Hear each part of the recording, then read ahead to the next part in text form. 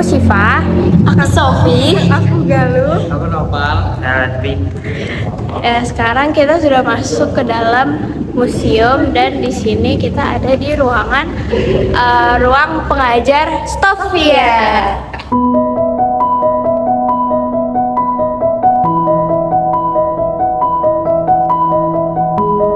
Sekarang kita ada di ruang direktur yang mengurus Stofia. Yuk, let's go. Di sini salah satu ruangnya ada patung HF Roll. Nah, sekalian tau gak sih, Stofia itu kan sekolah kedokteran. Jadi mereka di sini juga ada ruang media belajar. Ya, kayak gini guys. Ini contohnya. Ini ada apa namanya? Meja bedah. Ya, ada meja bedah.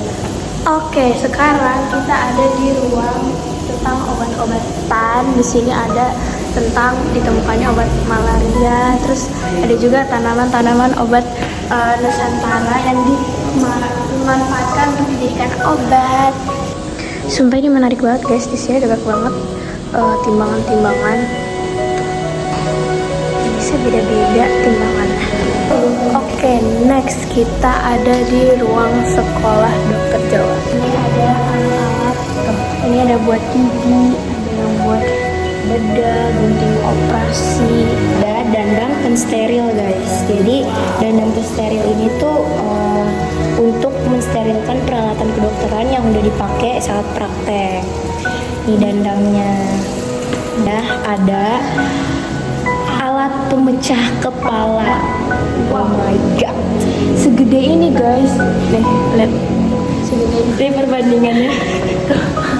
Kalian tahu gak sih pendeteksi detak jantung kan sekarang pakai stetoskop ya? Dulu pakainya ini. Wow. Halo guys, ini adalah hasil karya pelajar Stofia nih guys. Ada drop untuk membius dengan cara ditetes. Inset alat untuk mengambil jaringan lunak atas, jaringan berkeras bawah. Ini ada hak sisir, alat bantu operasi untuk mengaitkan kulit ini. Buku kedokteran yang dapat digunakan sebagai bahan referensi dan rujukan pengetahuan tentang ilmu kedokteran dan umum oleh siswa sekolah menimba ilmu di Stofia. Nah, sekarang kita ada di fasilitas Stofia gitu guys. Nah, di sini salah satunya ada alat bantu pernapasan. Zaman dulu itu alat bantu pernapasannya kayak gini. Keren banget sih. Ini besar banget. Oke guys, sekarang kita bersama perempuan yang sangat keren banget nih. Nah, dia adalah Mary Thomas. Dia itu berhasil masuk Stofia dan pas dia masuk, dia itu satu-satunya siswa perempuan di antara 180 orang laki-laki. Keren banget guys. Nah, di sini juga ada nih guys nama-nama lulusan Stofia pada tahun 1902 sampai 1926. Banyak banget ya. Oh my god.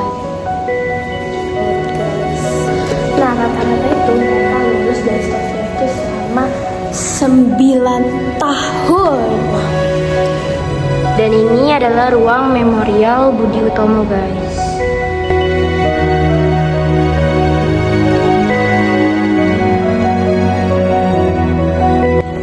Nah, terus sekarang kita lagi ada di ruang asrama Stofia. Bener-bener luas banget.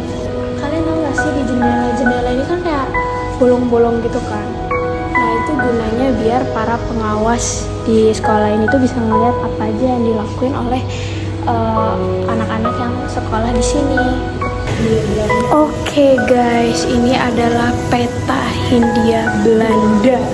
Ini peta pas Indonesia masih dijajah. Nah, ini ada rempah-rempah. Ini yang bikin masyarakat luar negeri benar-benar tertarik untuk menjajah Indonesia ya guys. Nah, di sini ada meriam VOC. Meriam VOC menjadi salah satu senjata yang dimanfaatkan oleh VOC untuk menaklukkan daerah penghasil rempah-rempah guys. Nah, daya tembak meriam yang lebih jauh dan lebih kuat menyulitkan usaha para pejuang mengusir penjajah dari Nusantara. Nah, di sini ada ruang yang berisikan para pejuang kemerdekaan Indonesia. Nah, di sini kita juga masuk ke ruang di mana para pelajar Stovia mengikuti kegiatan belajar mengajar. Oke guys, jadi sekarang kita mau ngasih tahu kalau ada beberapa ruangan yang lagi ditutup ya, Lagi direnovasi. Jadi kita nggak bisa masuk. Jadi cuman bagian seberang sana doang yang bisa dikunjungin, yang bagian sini katanya sudah tadi kita tertutup. Oke guys, di sini juga ada ruangan toko belajar etnis. Oh my god, kalian tahu nggak sih ternyata kita itu masuk ke ruangan di mana ada proyek kerjasama antara Malaysia dan Indonesia. Nah, kerjasamanya ini berupa pameran-pameran kebudayaan antara negara Malaysia dan Indonesia untuk menunjukkan bahwa budaya kita itu sebenarnya sangat serupa tahu guys. Di sana ya? Ini bakpao. Sama. Oh, sama. Kita serupa. Iya, serupa.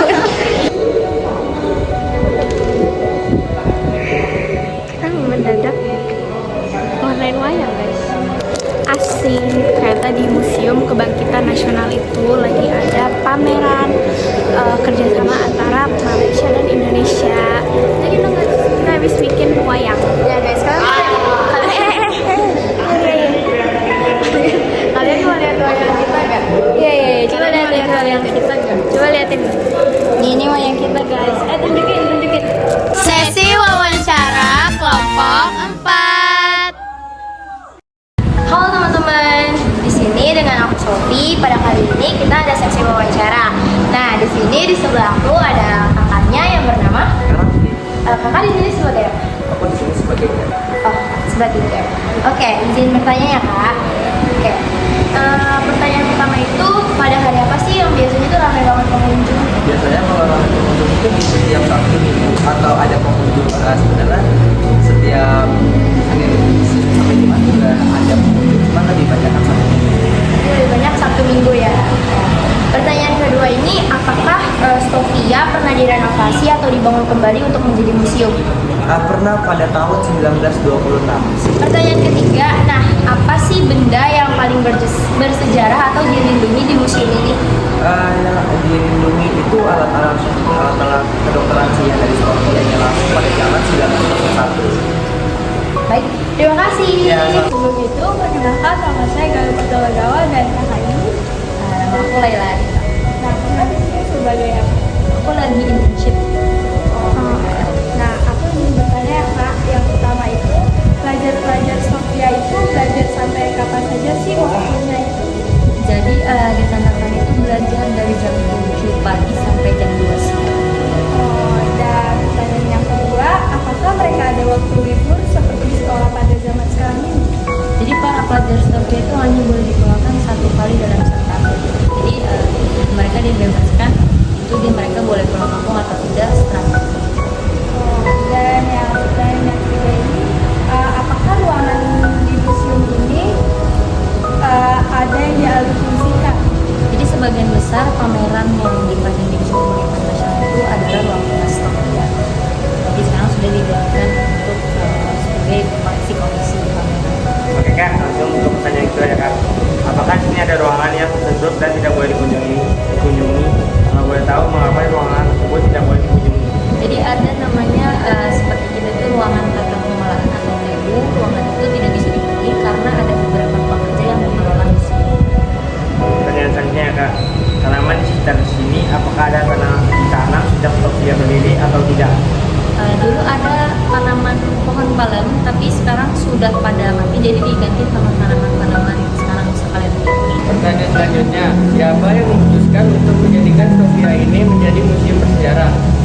Jadi yang memutuskan itu adalah Menteri Pendidikan dan Kebudayaan. Oke, pertanyaan yang terakhir, apakah di sini belajar Stovia hanya belajar tentang ilmu kedokteran?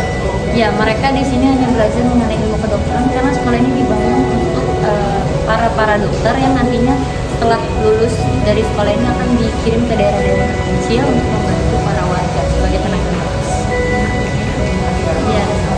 Oke guys, jadi kita baru aja selesai berkunjung ke Museum Kebangkitan Nasional. Nah, tadi kita udah ngapain aja sih? Kita udah mengunjungi beberapa tempat-tempat ya, ruangan-ruangan. Lalu kita juga, terus kita juga ternyata di Museum Kebangkitan lagi ada pameran guys.